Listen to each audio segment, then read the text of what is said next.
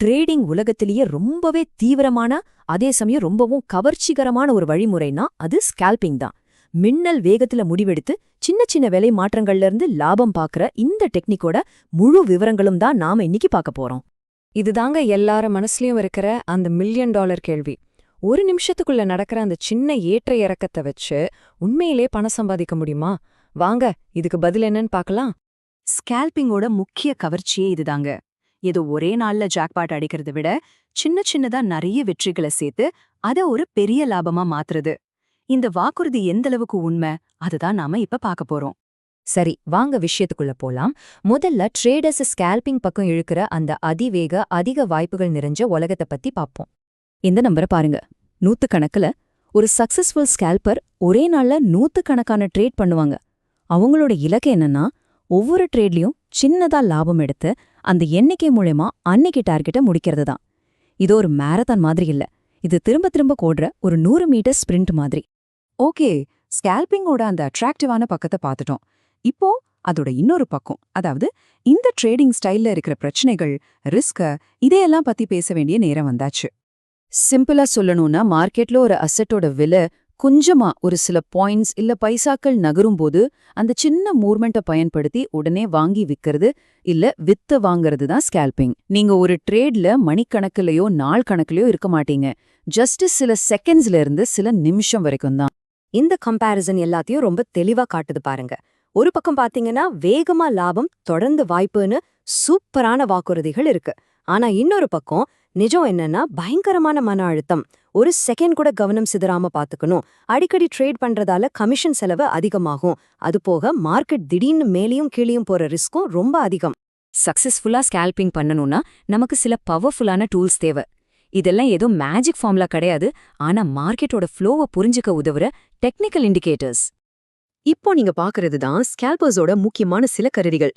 Moving averages ட்ரெண்டை கண்டுபிடிக்க உதவும். RSI market ஓவரா வாங்கப்பட்டிருக்கா இல்ல விற்கப்பட்டிருக்கான்னு காட்டும். போலிஞ்சர் பேண்ட்ஸ் மார்க்கெட்டோட ஏற்ற இறக்கத்தை கணிக்க உதவும். இதுல ஒவ்வொரு டூலுக்கும் ஒரு குறிப்பிட்ட வேலை இருக்கு. சரி, இந்த டூல்ஸை எல்லாம் எப்படி ஒன்னா யூஸ் பண்றதுன்னு ஒரு சிம்பிள் உதாரணம் பார்க்கலாம்.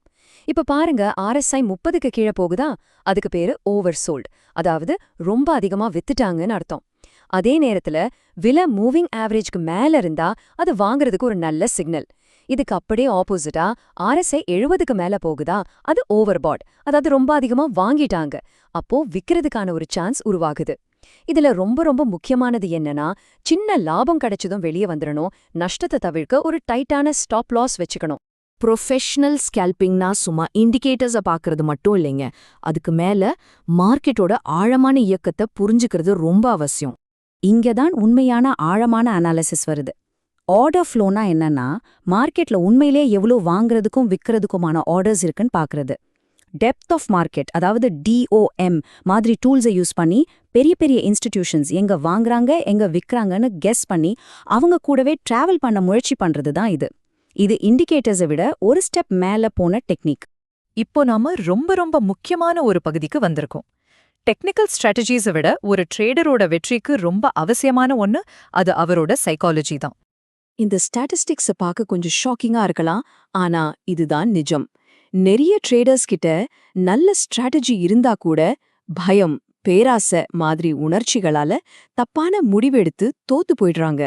அதனால சரியான மனநிலையை வளர்த்துக்கிறது ரொம்ப ரொம்ப முக்கியம். இந்த 3 உணர்ச்சிகளும் ஒரு ட்ரேடரோட அக்கவுண்ட்டை காலி பண்ணிடும். பயத்தால நல்ல சான்ஸை மிஸ் பண்ணுவோம், பேராசையால கிடைச்ச லாபத்தையும் கோட்ட விட்டுருவோம். ஒரு நஷ்டம் வந்ததும் அது உடனே சரி கட்டணும்னு கோபத்துல பண்ற ரிவெஞ்ச் ட்ரேடிங் தான் இருக்கிறதுலே ரொம்ப மோசம். அது இன்னும் பெரிய நஷ்டத்துக்கு தான் வழிவகுக்கும். இந்த ஸ்லைட்ல இருக்கிற இந்த கோட் எவ்ளோ பவர்ஃபுல் ஆனதுன்னு பாருங்க. இது ஒரு உண்மையான ட்ரேடரோட அனுபவம். அவர் பண்ண 100 ட்ரேட்ல கிட்டத்தட்ட 83 ட்ரேட்ல ஜெயிச்சிருக்காரு. ஆனா கடைசில பார்த்தா பெரிய நஷ்டத்துல இருக்காரு. ஏன்? கரெக்டான ரிஸ்க் மேனேஜ்மெண்ட்டும் சைக்கலாஜிக்கல் கண்ட்ரோலும் இல்லாததுதான் காரணம். சில பெரிய நஷ்டங்கள் நூத்துக்கணக்கான சின்ன லாபங்களை அழிச்சிடுங்கிறதுக்கு இது ஒரு பக்கா உதாரணம். சரி, இதுவரைக்கும் நம்ம பார்த்த எல்லாத்தையும் ஒன்னா சேர்த்து ஒரு ப்ரொஃபஷனல் ட்ரேடர் எப்படி யோசிக்கிறாரு, எப்படி செயல்படுறாருன்னு பார்க்கலாம். இங்க தான் ஒரு முக்கியமான சீக்ரெட் இருக்கு. ப்ரொஃபஷனல் ட்ரேடர்ஸ் ஒரே ஸ்ட்ராட்டஜியை எல்லா நேரத்திலையும் யூஸ் பண்ண மாட்டாங்க. அவங்க மார்க்கெட்டோட மூடுக்கேத்த மாதிரி தங்களோட அப்ரோச்சை மாத்திக்குவாங்க. உதாரணத்துக்கு கோல்டு எடுத்துக்கிட்டீங்கன்னா, நியூயார்க் செஷன் அப்போ ரொம்ப வாலடைலா இருக்கும். லண்டன் செஷன்ல ஒரு ட்ரெண்டை ஃபாலோ பண்ணும். ஆசியா செஷன்ல ரொம்ப அமைதியா இருக்கும். அதாவது மார்க்கெட் வேகமா அக்ரெசிவா இருக்கும்போது ஒரு மாதிரியும், அமைதியா இருக்கும்போது இன்னொரு மாதிரியும் ட்ரேட் பண்ணுவாங்க. இந்த மாதிரி சூழ்நிலைக்கேத்த மாதிரி மாறிக்கிற திறமை தான் அவங்களோட உண்மையான வெற்றி ரகசியம். அதனால கடைசியா நாம தெரிஞ்சுக்க வேண்டிய முக்கியமான விஷயம் என்னன்னா இதுதான். நீங்க நூத்துக்கணக்கான ஸ்ட்ராட்டஜிஸை கத்துக்கலாம், பெஸ்டான டூல்ஸை யூஸ் பண்ணலாம். ஆனா உங்க மனச, உங்க இமோஷன்ஸை கண்ட்ரோல் பண்ண நீங்க தயாரா இல்லைன்னா மார்க்கெட்டோட சவால்களை சமாளிக்கிறது ரொம்ப கஷ்டம். உண்மையான கேள்வி எது பெஸ்ட் ஸ்ட்ராட்டஜிங்கிறது இல்ல, இந்த சவாலுக்கு என் மனநிலை தயாரா இருக்கா அப்படிங்கிறது தான். உங்களை நீங்களே இந்த கேள்வியை கேட்டு பாருங்க, பதில் உங்ககிட்ட தான் இருக்கு.